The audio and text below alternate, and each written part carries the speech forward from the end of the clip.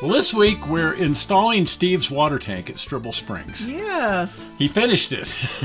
It's a work of art, really. It really is a work of art. There's a few little things that we want to do now that it's installed, but this week we're installing it on the layout. This is Steve who built it. Yes. And is actually the namesake of Strebel Springs up there. And this is his O-scale railroad on the second floor of his home. It's both ON3 and ON30. Oh, neat. And this is what it looked like just a few years ago. Right. This is when Al was still alive, and he and Al were working on the railroad. Al counted all these structures, 260 Oh, my goodness. structures on the railroad. But I think structures, that was the favorite thing between Al and Steve to construct. And so they just kept building more and more structures. And after Al passed away, Steve added even more structures, so there was even more than 260. But he was having some problems with his hip. He couldn't get up and down the stairs, and he made the decision to move to Arizona, and he took all of this apart. Yes. It was kind of shocking. And started selling off these structures and whatnot, and he was going to dismantle the whole railroad. And then he rethought that and said, I'm just going to redesign the whole railroad, stay in this house. He got a replacement hip. That usually helps. That helped a lot. And but here's the current version of the railroad, and he's taking it apart again. Yes. Because once again, he's decided to move. This time, he's just going to move locally. Right. And he's moving in with another one of his kids who is also local. And so here we go again. He's dismantling the whole railroad. And this time, I think it really and truly is going to get taken apart. And he really and truly is going to move. Probably a good idea, though, when you're older and sometimes your housing environment just doesn't suit your needs anymore. Yeah. And he's selling structures again. He's keeping the trains because I think he still wants to have some sort of a layout, but he enjoys building structures and he wants to build more. And when you got hundreds of them lying, anyway, he tried shipping them the last time and that didn't work out at all well. No. So the current rule is if you come by the house, you can buy a building, but you've got to be able to just pick it up and take it with you. But there's bridges and buildings and structures, and the whole railroad's coming apart again. Wow. So there it is. I imagine they're looking for a house where there would be room to keep this hobby going. Well, he's been doing it his whole life, and he's not going to give it up. No. So I suspect that there will be a new railroad. Somewhere, yes. Somewhere. In the meantime, he's working on our railroad. And that's just fine with me. Now, this is the water tank that we decided to use at Strebel Springs. This is HO, however. Ooh, that's teeny. And a little bit small for the location. Mm-hmm. I had one of these and another one under construction when I had my HON3 layout years ago, and this was up on the HON3. It's a Hetchy branch line tank. Oh. And because I had one under construction, I still have what's left of the kit. And most importantly, the plans. Oh, good, because I've never seen one like that before. It's an odd thing to see a square water tank, but they were around back in the day. But it's a whole different kind of physics and everything. Anyway, there's the plans. And so Steve said, that's all he needs. Give me the plans. I'll scale them up to 1/20th scale and build a water tank, just like the Hetchy. Anyway, one of the biggest problems that I have had is trying to visualize what this huge water tank is going to look like when it's sitting right here. Oh, gee, yes. Because the HO scale isn't really helping all that much in figuring out what a great big huge water tank is going to look like. I marked out this area to put it on, but look, it's right up against the depot. That won't work. That won't work at all. So then I had the idea, let's put the depot up on top of Camel Head Ridge over there. And then I set this trash can, because that's about the size of the water tank. There you go. And with the depot up on top of Camel Head Ridge, and I thought, I kind of like that. Yeah, except the train platform's 10 feet up in the air. So you're not going to be able to see it. And I thought, well, there could be a stairway down to the train platform, and that could be kind of fun and interesting. But the more I looked at it, the more I thought, no, the depot has to be at track level, not a platform down below, even though that might look sort of interesting. So I thought, I've got to abandon this plan right here. Back to the drawing board. So I concluded that I'm just going to have to move the tank over to the left. All right. And so I did. But that moves it right off the edge of the hill. Oh, geez. And I thought, well, I could tear out the foam and redo the bench work and change that a bit. But I thought, wouldn't it look cool to put a retaining wall? Well, there you go. And have the tank up on top of the retaining wall. So I constructed this retaining wall. I've got that casting I made years ago. Oh. It's kind of a field stone or brick of some kind. But I made this for doing large scale, 25 years ago. And I still have some of this casting around. So I took some of that and carved it out and said, there's my retaining wall right there. And I think this will look kind of neat with the great big huge water tank up on top of the retaining wall. I think it will. So decorate out the retaining wall and then mount it. But I thought, I'm not going to permanently mount any of this until I see how the water tank is going to sit here. So I cut out this bit of foam core here on the exact footprint, and I gave that over to Steve, saying this is the footprint that the water tank has to fit in. And then I went ahead and decorated out my retaining wall. That looks good. I put in the usual plaster, the patching plaster, mortar, and painted the bricks with just some gray acrylic paint and so on. And then I set the HO. There it is. It's like, still, it's a little hard to visualize what's going to happen here. So what I did, I held the water tank close to the camera, directly over that. And I thought, I think that looks pretty good. Okay. I think that's going to look okay. So I was fairly convinced that this was going to work, having the retaining wall right there and the water tank right here and the depot here at the bottom of the hill. And I thought, I'm still going to have to carve into the hill a little bit because now the depot's right up against Camelhead Ridge over there. But I thought, all of this is doable. That's going to look pretty good. So here's what Steve did. Mm-hmm. He took those Hetchy plans and he blew them up to 1/20th scale. And then using a technique that he loves, he took the plans and laminated them down to a piece of plywood. And then that allowed him to glue little wood blocks directly to the plans because there's 4 bents that hold the water tank up, these legs. And this way, each of the 4 bents would be exactly the same. That is a neat idea. Isn't that a slick trick? And then once he had the 4 legs built, he had to assemble them to the long boards at the bottom that sit on the footings, and then using this heavy weight to set the glue, and using a square to make sure that everything is plumb, level, and square. And there it is. There's all 4 legs, and the 4 legs are exactly identical, which really looks neat. It does. Now we've got the frost box there, the green frost box with the golden door. And somewhere in all of this, there always has to be a frost box, which is how the water gets into the tank in the first place. A frost box. Well, if you just have a pipe going up to your tank and you're in a cold climate, it's going to freeze solid. Yeah. So you build this little structure here.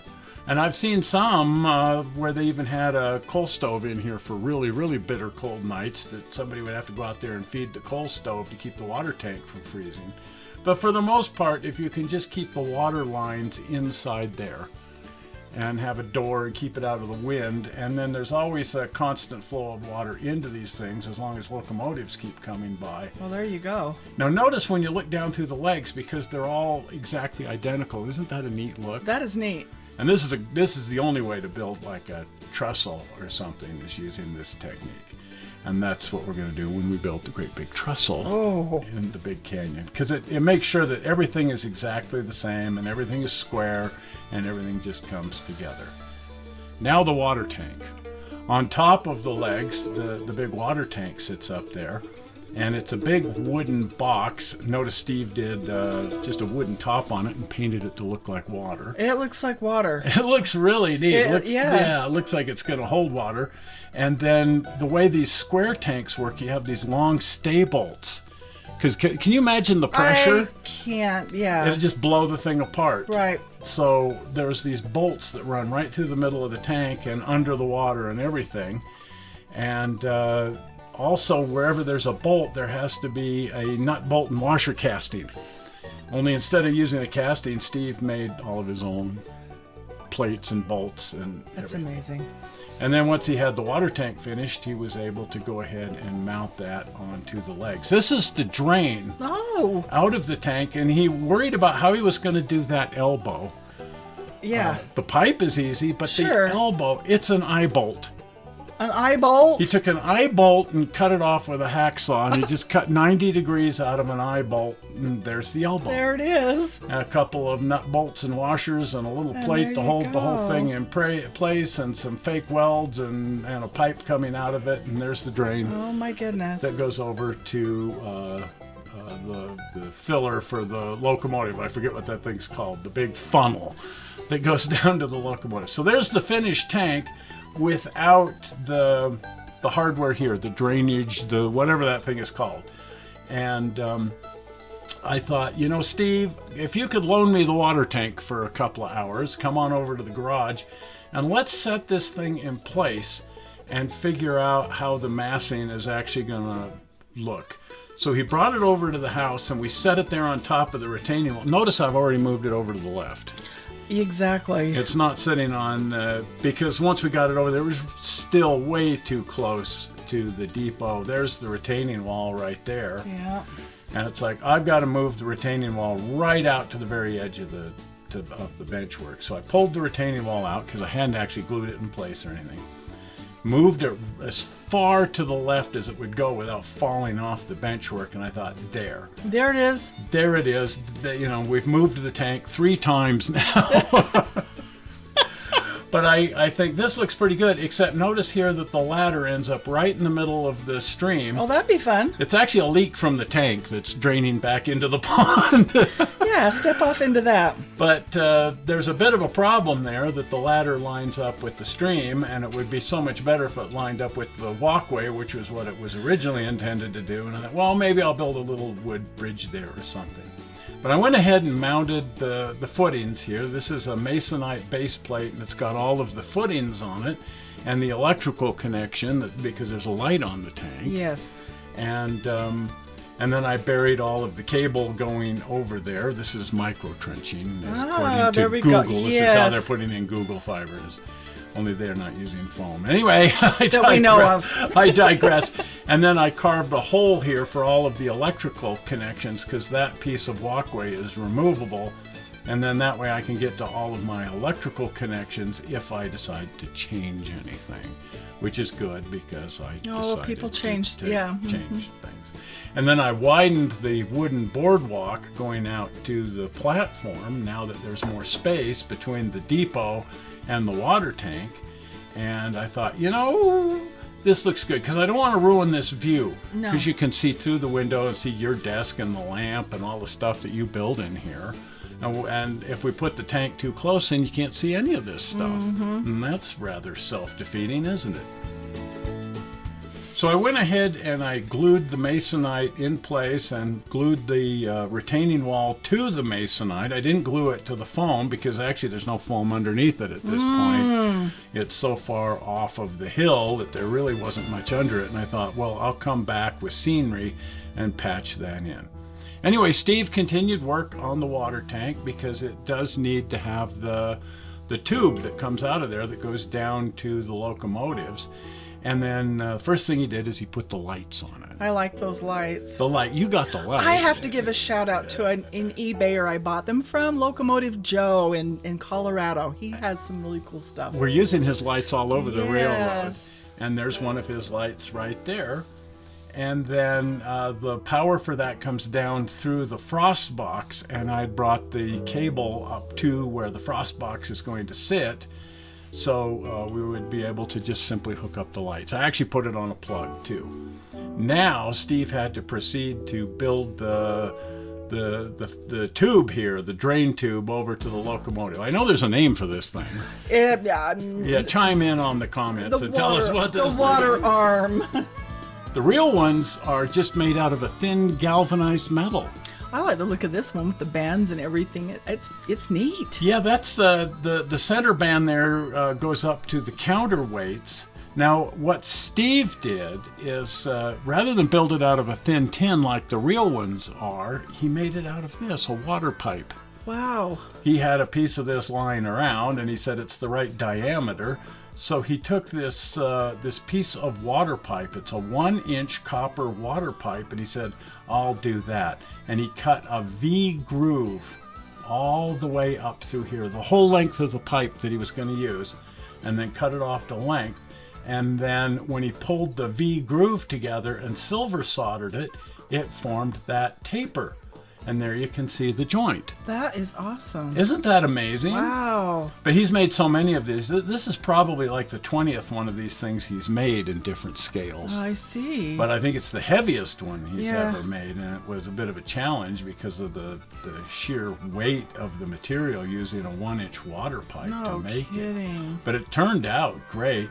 Now, the mounting hardware on these things, because the real ones are just such a thin, flimsy material, and they get replaced all the time because they fall apart. You get bashed, and So the mounting hardware, that's actually prototypical of the way these things mount. They just kind of hang there. Oh. And all it really is just a big funnel. Right. Now, this end, Steve made out of brass tube, and he just bevel cut it, turned it around, and bevel cut it the other way, and silver soldered the whole thing together. And well, there it is. Well, that's neat. So that actually was much simpler than the rest of the thing, and turned out really, really nice.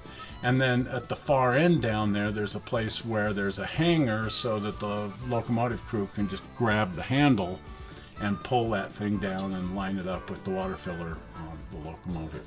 But that's really neat. That is awesome. It's kind of jewelry. I would agree, yes. Yeah, it's kind of like jewelry. Now here's where it mounts to the water tank. Again, the mounting is so simple, but it mounts at 2 locations. It mounts right up at the faceplate there where the drain is, but then that arm goes back under this brace and mounts to the water tank, because the whole thing has to sort of move away from the water tank as it's pivoting down. And again, it's all just prototype practice, so it was real easy to figure out. Just look at the real thing and see how the real ones mount, which again is a fairly simple mounting system.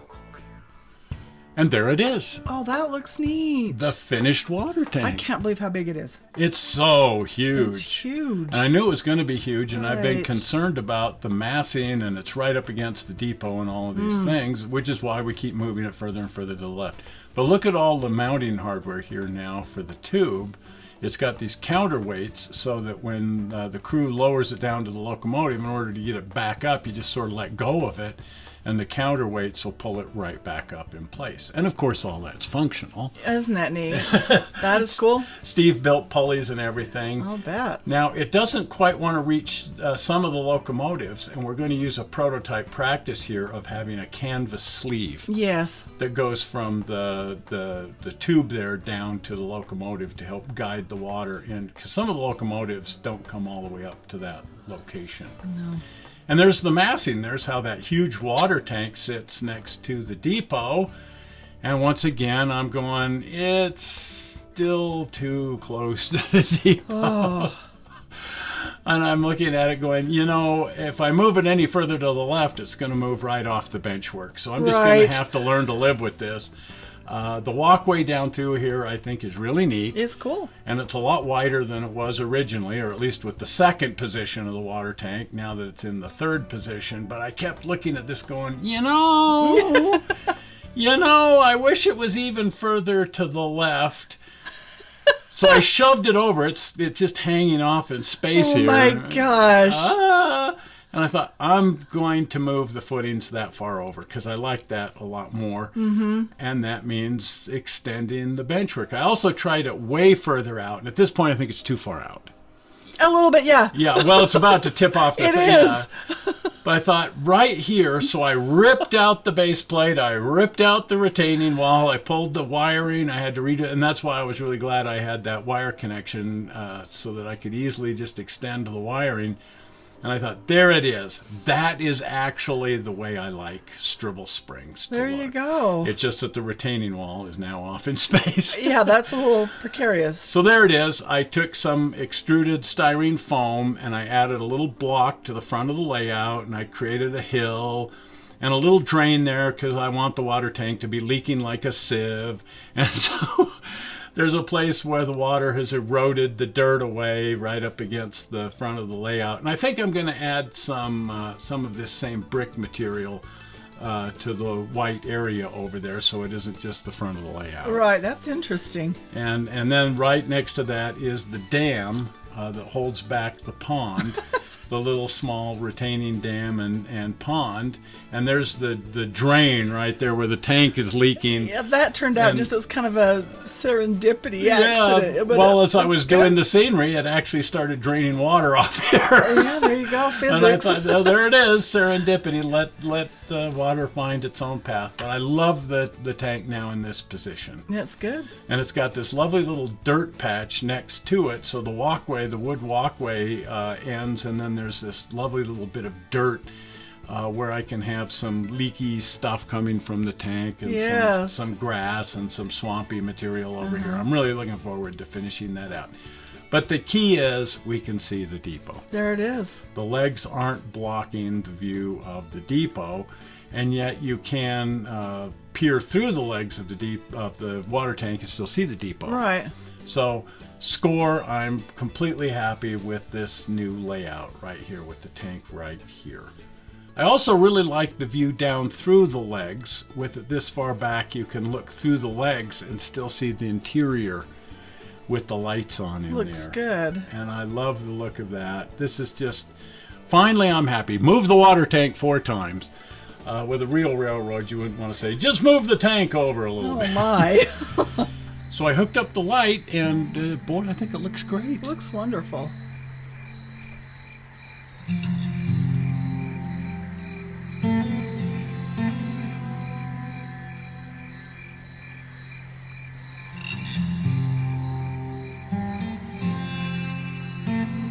Anyway, it's time to hook up the lights in the freight depot and the street lighting over here. But I think we're done for the week. I think so too.